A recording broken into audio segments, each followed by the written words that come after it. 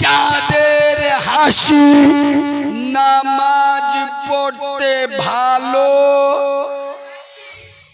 পাকা চিটিং ভাই জুমার নামাজ ছাড়া নামাজ পড়ে না এরা বলে আমরা নামাজ পড়তে ভালোবাসি তাই না ফজরের আজান হচ্ছে ঘরে কচি মতো বউ নে শুয়ে এই কথা বলি বলে তো আমি খারাপ শোনো তবে নামাজের কথা এখানে আর একটা নকটা বলে যাব যে বাড়িতে মহিলারা নামাজ পড়ে না ও বাড়ির পুরুষেরা মরণ পর্যন্ত নামাজি হতে পারে জোরে বলো না আর আমাদের মেয়েরা ইনশাআল্লাহ মেয়ের বাড়ি যাবে বোনের বাড়ি যাবে বাবার বাড়ি যাবে 3 ঘন্টা সময় লাগবে আটা ময়দা মাখতে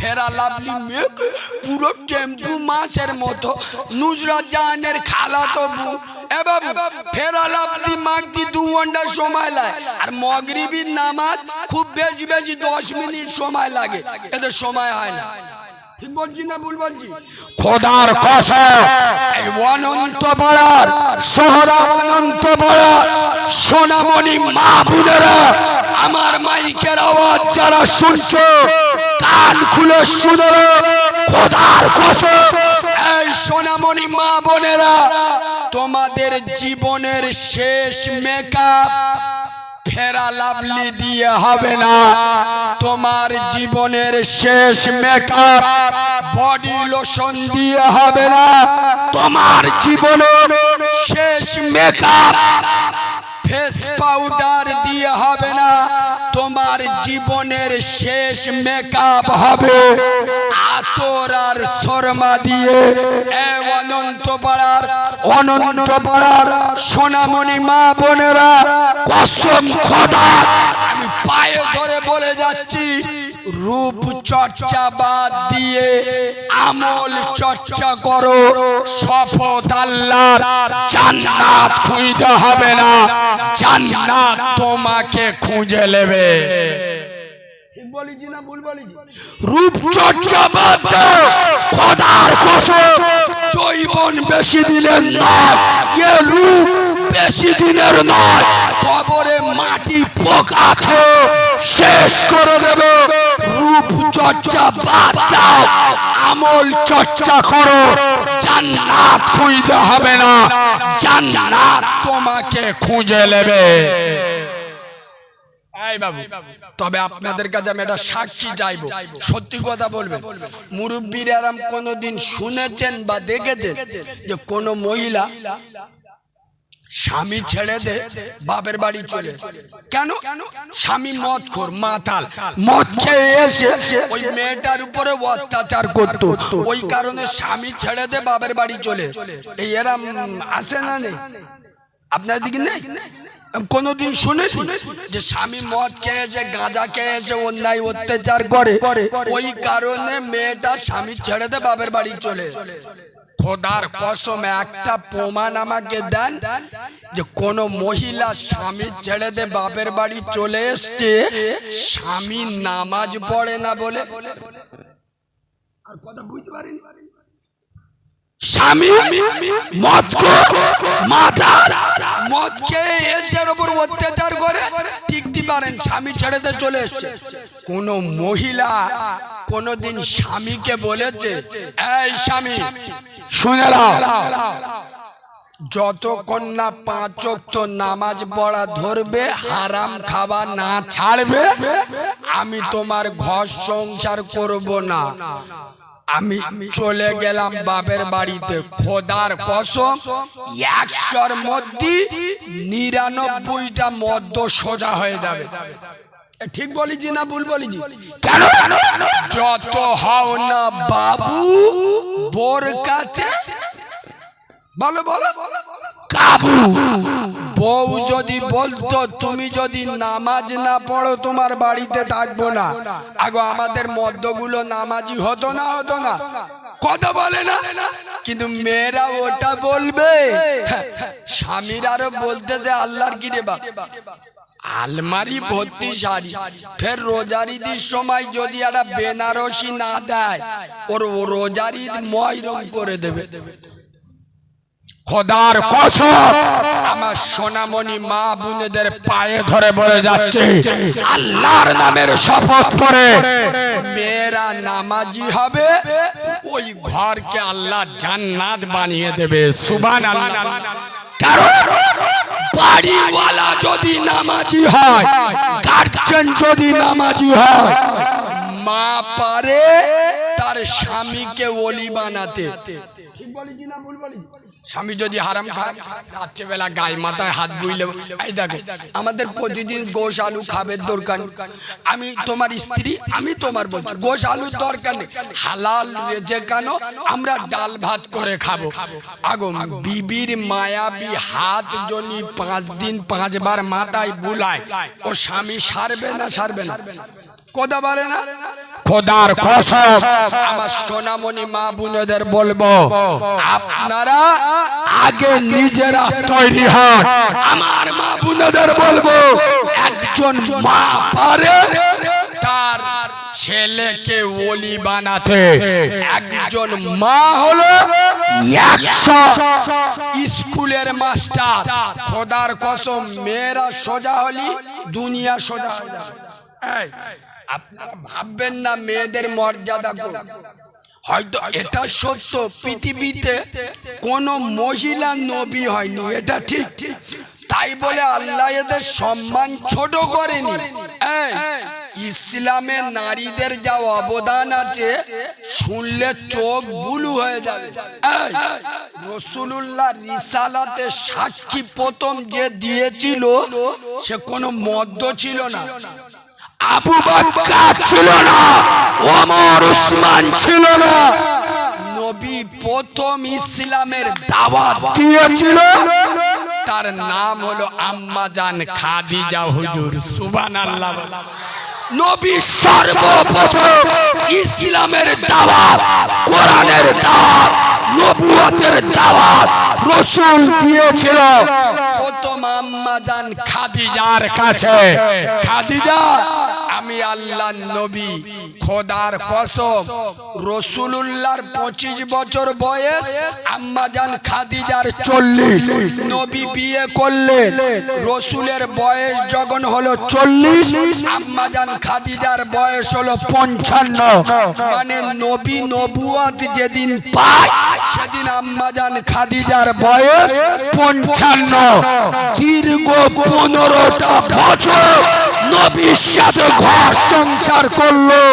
খোদার কসম, নবী যখন বলল খাদিজা আমি আল্লাহর নবী, আম্মা জান খাদিজা দ্বিতীয় কোনো কথা বলেননি।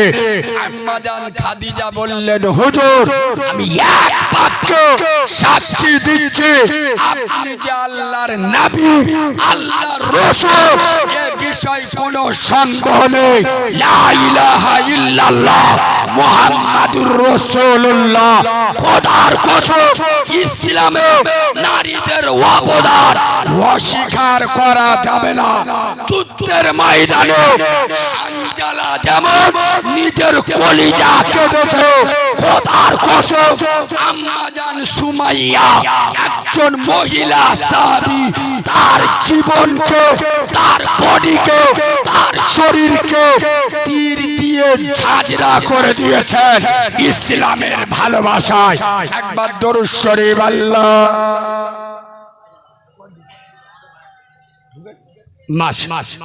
মাওলানা মুহাম্মদ ওয়া আলা আলিহি সাইয়্যিদ। বাবু, আমাদের নসিব ভালো, আলহামদুলিল্লাহ। আমাদের কপাল ভালো, ফুরফুরা দরবার শরীফ থেকে আওলাদে মুজাদ্দেদে জামান, যিনি ঈমান ইসলামের লৌহ মানব, ঈমান ইসলামের অগ্নি পুরুষ, ঈমান ইসলামের মহাপুরুষ, ঈমান ইসলামের বীর পুরুষ, ঈমান ইসলামের প্রাণ পুরুষ মুজাদ্দেদে জামান আমির শরিয়ত আমার ফুরফুরার দাদা পীর আবু বকর সিদ্দিক রহমাতুল্লাহ আলাইহির কলিজার টুকরা আওলাদের আওলাদের আওলাদ আমাদের সকলে আদরের ভাইজান হুজুর কেবলা আমার মুস্তাফা জানে রহমতের গোলাম আমাদের কাছে উপস্থিত হচ্ছেন। একটু জোরে তাকবীর দেন তো, নারে তাকবীর, আরো জোরে নারে তাকবীর, নারে তাকবীর। দাদা পীরের হক সিলসিলা সিলসিলায় মুজাদ্দিদুল জামান জনাব ভাইজান হুজুর কেবলা, নারে তাকবীর। আব্বা আমার আপনার নবী শামবাদের মহান নেতা আব্দুল্লাহর বেটা নূরে মোহাম্মদ আমেনার লাল রসুল খোদা রব্বে মেহবুব বিশ্ব নবীর গোলাম আমাদের কাছে উপস্থিত হয়েছে। আমার মুস্তাফাকে যারা ভালোবাসে আমরাও তাদেরকে ভালোবাসি। সুবহানাল্লাহ বলুন, জোরে সুবহানাল্লাহ বলে। আমেনার লাল যেই দিকে আমরা সেই দিকে, আর একবার সুবহানাল্লাহ বলুন। ভাই চা খানার একটা কথা শোনেন, ভাইজান চলে এসছে আর হয়তো কিছুক্ষণের মধ্যে চলে আসবে। আমি শুধু একটা আপনাদের কাছে 1 মিনিট সময় নিচ্ছি। আমার কাছে একটা কিতাব আছে আমার নিজের লেখা। বাবাজি আমি ব্যবসা করতে আসিনি, যদি ভালো লাগে নেবেন, না ভালো লাগে নেবেন না। তবে অনুরোধ করব, আমি যেদিন হয়েছি আমার মা সেদিন মারা গেছে। আমি আমার মায়ের বুকের দুধও খাই নাই, মায়ের কোলে কোনোদিন উঠি নাই, আর মায়ের স্তনের দুধ 1 ফোঁটাও পাই নাই। আমি এই রকম এতিম বাচ্চা, আপনাদের জন্য দোয়া করব। তবে আমার কিতাব অনুরোধ করব, আপনার বাড়িতে যদি 10 জন মহিলা থাকে 10 জনের জন্য নিয়ে যাবেন। কত টাকা কোথায় চলে গেছে। বিশেষ করে মেয়েদের জন্য খুব দারুণ কিতাব, শর্টে বলে দিচ্ছি শোনেন। কিতাবে কি পাবে? আমার কিতাবে পাবে, আচ্ছা মেয়েদের শরীর নাপাক হলে কতদিন নামাজ পড়া চলবে না। আচ্ছা মেয়েদের নাপাক অবস্থায় বাড়িতে রান্না বান্না করা, হাঁড়ি খোলা মাজা, এগুলো চলবে কি চলবে না? আচ্ছা কোন মহিলার এখন শরীর নাপাক, গ্রামে এখন কেউ মরে গেছে, আরে যদি পারে না একটা মহিলার শরীর নাপাক চলছে, তাহলে ওই মহিলাটা ওই মৃত ব্যক্তিকে দেখতে যেতে পারবে কি পারবে না? আচ্ছা নাপাক অবস্থায় মেয়েরা হাতে মেহেদি দেওয়া যাবে কি যাবে না? আচ্ছা মেয়েদের নাইটি পরে নামাজ পড়া চলবে না চলবে না? কোন মহিলা রোজা করতে করতে যদি বাচ্চাকে দুধ খাওয়ায় ওর রোজা ভাঙবে না ভাঙবে না? রোজা করতে করতে যদি ঠোঁট পালিয়ে লাগায় বা মেকআপ করে ওর রোজা ভাঙবে না ভাঙবে না? সোনার বাবাজি মেয়েদের মশলা মাসাইল সব মাইকে বলা সম্ভব নয়।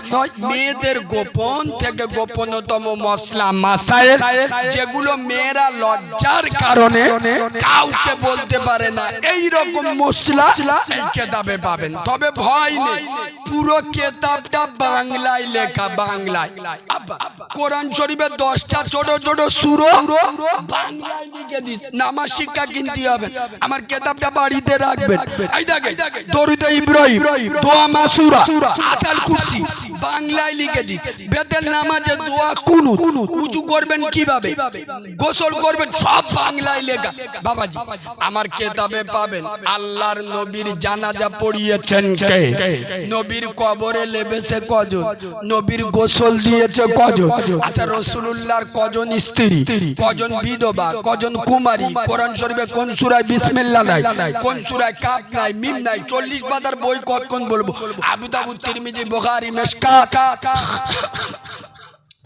টুকরো টুকরো হাদিস মশলা মাসাইল দিয়ে ভরা, নাম হলো অজানা ইসলাম। আমার নিজের লেখা, প্রথম পৃষ্ঠায় আমার অ্যাড্রেস, আমার ফোন নাম্বারও পেয়ে যাবেন।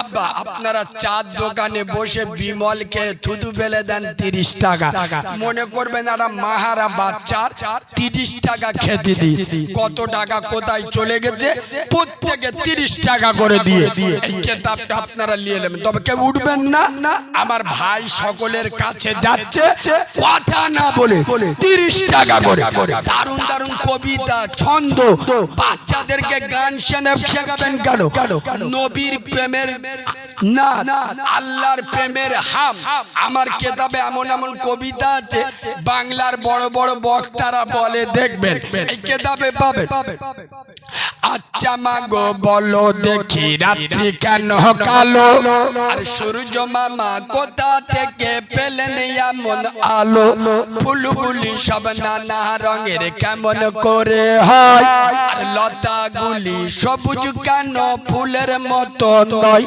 দুধ কেন মা এমন সাদা মরিচ কেন ঝাল আর আমগুলি সব পাগলে পরে হয় কেন মা লাল চিনি কেন মিষ্টি এত তেঁতুল কেন টক আর কোকিল কেন কালো এত ফর্সা কেন বক সারা বছর ব্যাঙগুলি সব চুপটি করে থাকে আর বাদল পানি পেলে কেন মাতাল হয়ে ডাকে কি পাখির নাই রে ডানা ক্যামেরে মজার শোন আর দাঁড়িয়ে কেন ঘোড়া ঘুমাই বলতে পারো কে ও মা নারীর কেন গোব গজায় না মুখে হাই না দাড়ি আর গলার সুরে মধু ভরা বুকে দুধের হাড়ি কাঁধার কেন শিং বাজায় না ঘোড়ার কাঁধে ঝোল আর কলা গাছে হয় না তক্তা তাই কি সৃষ্টি ভুল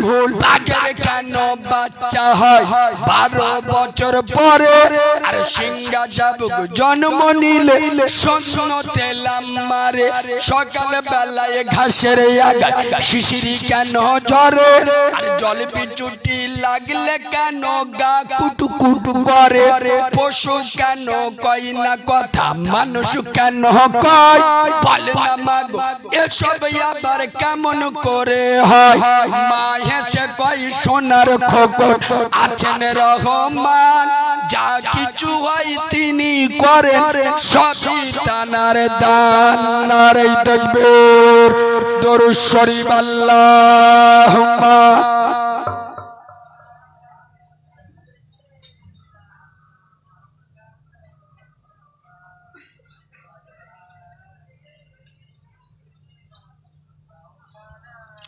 তবে বাবাজি আমি এতক্ষণ নামাজের উপরে যে আলোচনা করলাম তবে শেষে আমি একটা ব্যাপারে বলে যাব যেহেতু আমি বক্তা আলাদা তো আমি একদিক টেনে কথা বলি না অনেক মানুষ মসজিদে যায় না তারও কিছু কারণ আছে হ্যাঁ না এখন দেখবে বিভিন্ন মসজিদে গ্রুপবাজি চলে না কথা বলে না এ বাবু আপনাদের মসজিদের ইমাম আমার পাশে বসে আছে আমি এতক্ষণ ওয়াজ করলাম একদিকে রাখেন আর আমার এই ওয়াজটা যদি কালকের সকালে গ্রামে যদি সমালোচনা না হয় আমার নাম মুছে দেবেন শুনেলেন আল্লাহ যখন একবার নিয়ে এসে এমন কাঁচা কাস্তিজি 15 বছর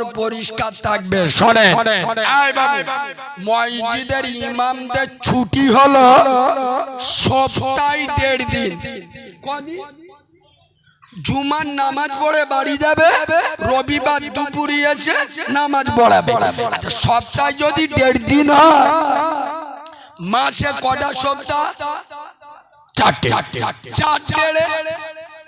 6 দিন ইমাম 6 দিন বাড়ি যাবে আপনারা গ্রামের মানুষ মসজিদে গিয়ে শুক্রবার বলবেন এই দেখো মসজিদ কমিটি আমাদের ইমাম সাহেব মাসে 6 দিন ছুটি 6 দিন বাড়ি যাবে তাহলে মসজিদের সেক্রেটারি মসজিদের সভাপতি মসজিদের ক্যাশিয়ার মসজিদের মাতোয়ালি কজন হলো কথা বলেন 4 জন আবার বলছি মসজিদের সভাপতি সেক্রেটারি ক্যাশিয়ার মাতোয়ালি 4 জন আপনারা শুক্রবার মসজিদে গিয়ে বলবেন ইমাম 6 দিন বাড়ি যাবে এই 6 দিন আমাদের মসজিদের সভাপতি, সেক্রেটারি, ক্যাশিয়ার আর মাতোয়ালি এই 4 জন দেড় দিন করে 6 দিন নামাজ পড়িয়ে দেবে। খোদার কসম আমি নবীর মেম্বারে বসে বলছি, পশ্চিম বাংলায় 100-র মধ্যে 98টা মসজিদ কমিটির পোকা মরে যাবে। ঠিক বলেছি না ভুল বলেছি? মসজিদের সেক্রেটারি বেনামাজি আছে না নেই? মসজিদের সভাপতি মুখে দাড়ি নাই, মসজিদের মাতোয়ালি ওর বাড়ির মেয়েরা বন্দোলন গুরুবলন করে। খোদার কসম আমি নবীর মেম্বারে বসে বলে যাচ্ছে, যার মুখে দাড়ি নাই, যে এক ওয়াক্ত নামাজ পড়ে না, যার বাড়ির মেয়েরা বন্দোলন গুরুবলন করে, ওর মতো চিড়িংবাজ, ওর মতো মুনাফিক, ওর মতো হারামখোর মসজিদ কমিটিতে থাকার কোনো যোগ্যতা নাই। এই বাবু, কোরআনের আয়াত আমি আজকের বলবো না, আমার চ্যালেঞ্জটা যেদিন অ্যাকসেপ্ট করবে আমি সেদিন কোরআন থেকে প্রমাণ করব, যার মুখে দাড়ি নাই, যে এক ওয়াক্ত নামাজ পড়ে না, যার বাড়ির মেয়েরা বন্দোলন গুরুবলন করে, ওর মতো চিটিংবাজ হারামখোর মুনাফিক মসজিদ কমিটিতে থাকার কোনো যোগ্যতা নাই। তবে এই বদমাইশ আপনারা, আমি বলে যাচ্ছি লিখে নেন, গুনাহ হবে আপনাদের, আল্লাহর কাছে ধরা পড়বেন আপনারা। কারণ মসজিদ গ্রামের লোক এত নিক্ষমতা হয়ে গেছে, আপনার বাপের 2 কাঠা জায়গা যদি কেউ কেড়ে নেয় তখন লাঠি নিয়ে বলতে দেখে নেবো। কেন শুক্রবার মসজিদে গিয়ে বলতে পারেন না, এই মসজিদ কমিটি আমরা গ্রামের লোক, আমরা জুমার নামাজ ছাড়া নামাজ পড়ি না, আমরা একে গুনাহগার, ফের এক্সট্রা গুনার ভাগ মাথায় নিতে পারবো। শোনো, মসজিদ চালাবে তারা 5 ওয়াক্ত নামাজ পড়বে, জোরে বলো, যারা মসজিদ চালাবে তারা হারামের সাথে যুক্ত থাকবে না। যারা শুনে নাও, কোন চিটিংবাজের বাচ্চা, কোন মুনাফিকের বাচ্চা, কোন হারামখোরের বাচ্চা যদি মসজিদে দাঁড়িয়ে বলে, এই গ্রামের লোকেরা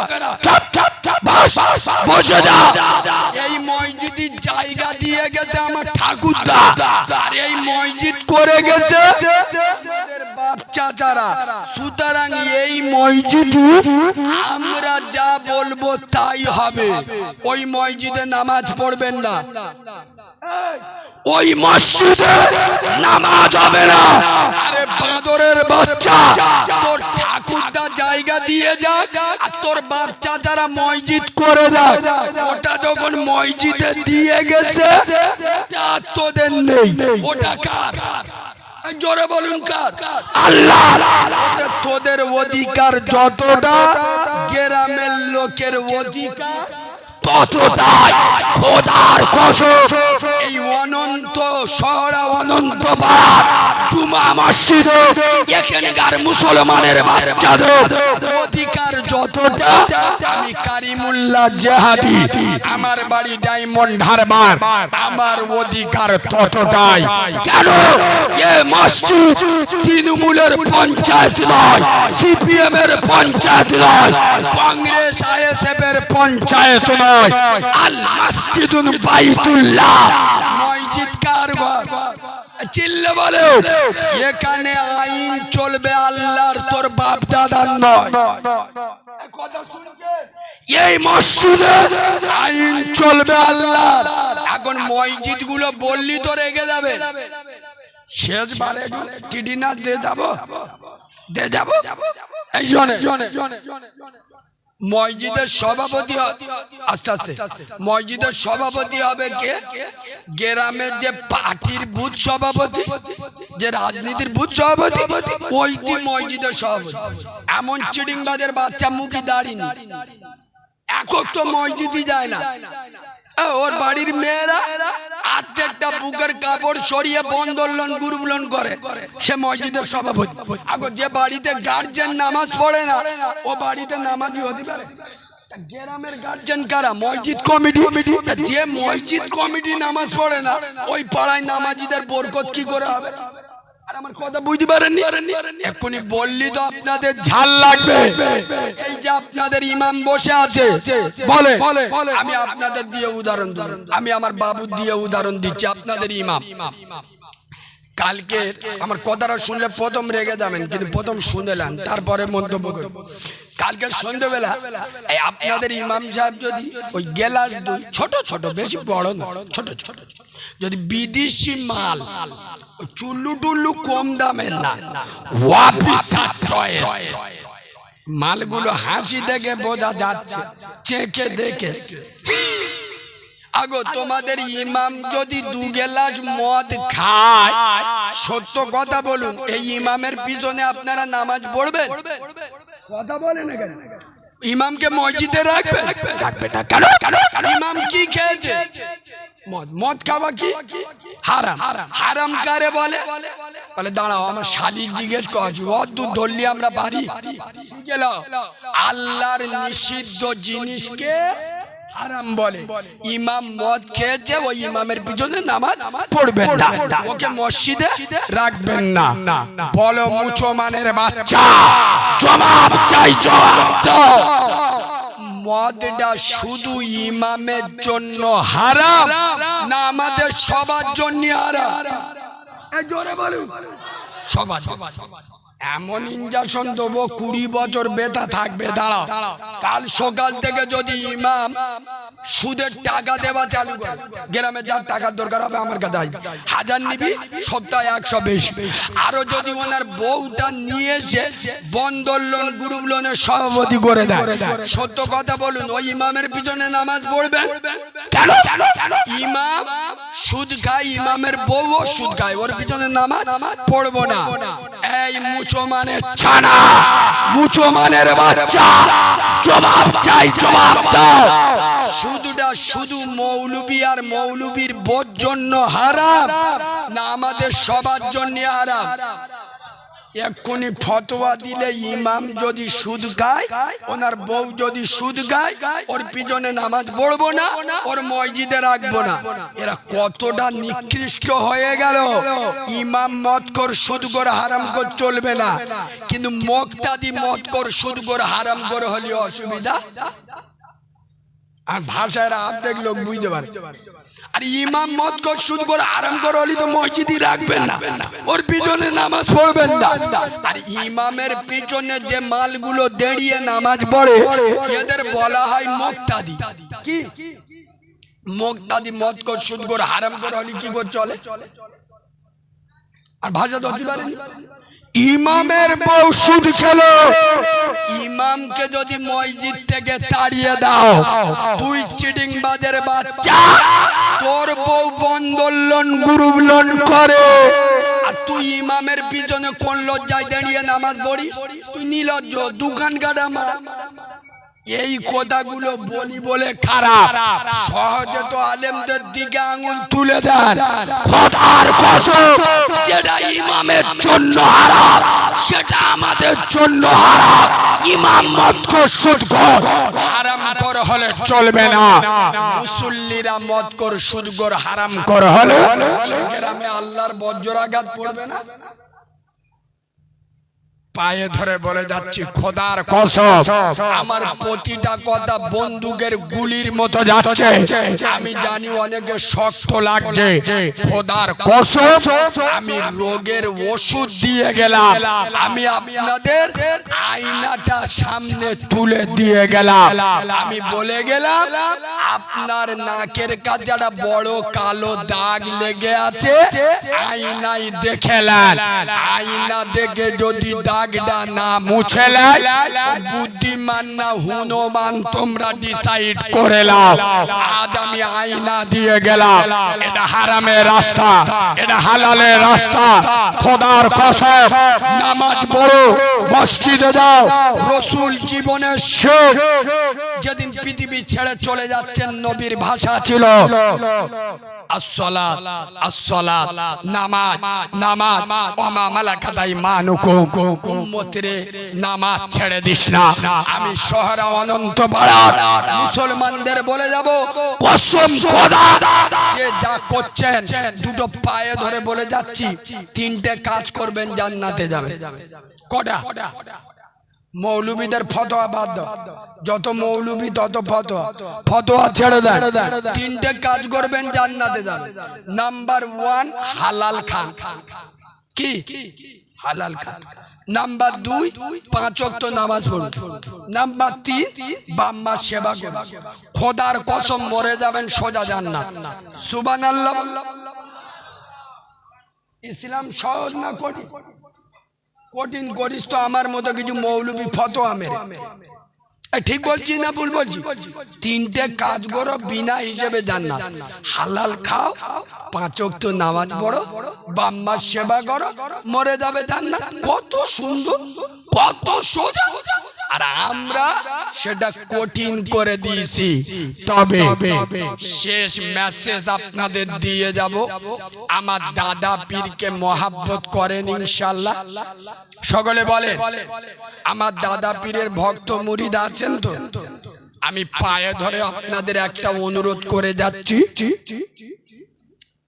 আমার দাদা পীর নিজেও বলে গেছে, আমার আওলাদদের ভিতরে তোমরা যখন দেখবে যে আমার কোন আওলাদ ভুল রাস্তায় চলছে, তোমরা তার থেকে দূরে থেকো।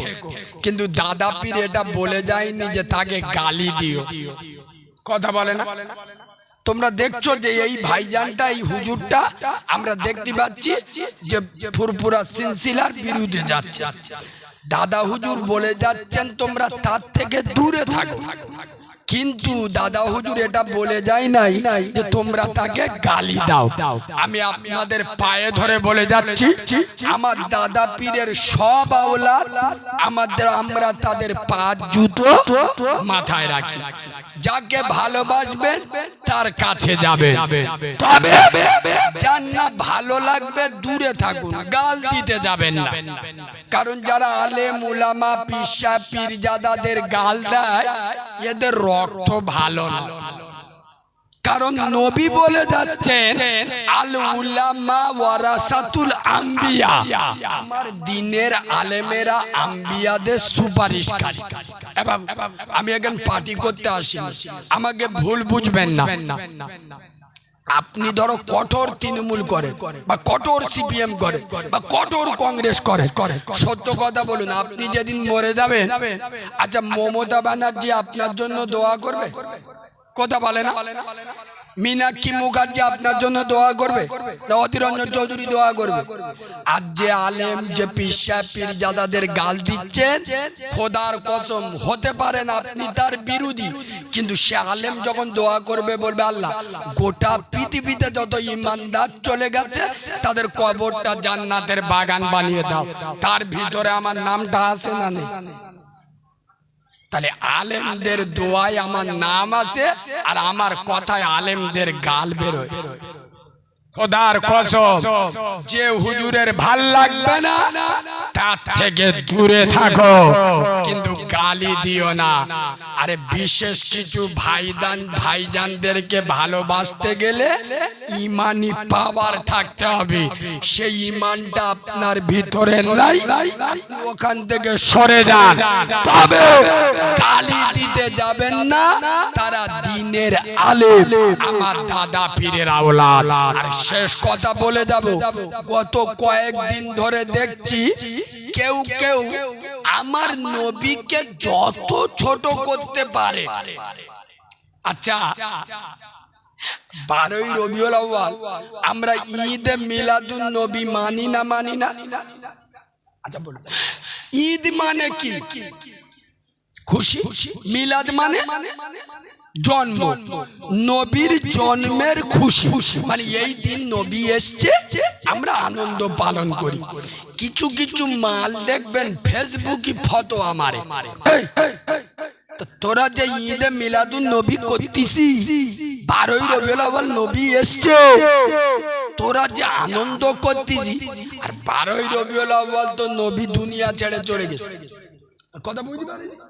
এই দিনে নবী এসছে, আবার এই দিনে নবী দুনিয়াতে পর্দা নেই। তাহলে তোরা নবী জন্মটা মিলাদরা পালন করছি আর নবী চলে যাওয়ার শোকটা পালন করছিস না। সাধারণ মানুষ তো বেকায়দায় পড়ে যাচ্ছে। ঠিক বলে নবী এই দিনে এসে এই দিন চলে গেছে। সাধারণ এসব প্রশ্ন আমাদের মতো ডাক্তারের কাছে আসে না। কেন? এ প্রশ্নর স্পেশালিস্ট ডাক্তার তো আমরা। শুনেলেন, এইসব মালেরা সহজ সরল মানুষদের বোকা বানায়। যারা বলবে নবী এই দিনে এসছে, এই দিনে চলে গেছে, বক্তা এসছে, এই বাবা বক্তা ভাই, হায়াত বাকি, মুলাকাত বাকি। আল্লাহ যদি আবার কোনদিন সুযোগ দেয় ইনশাআল্লাহ এরপরে থেকে কথা রাখবো।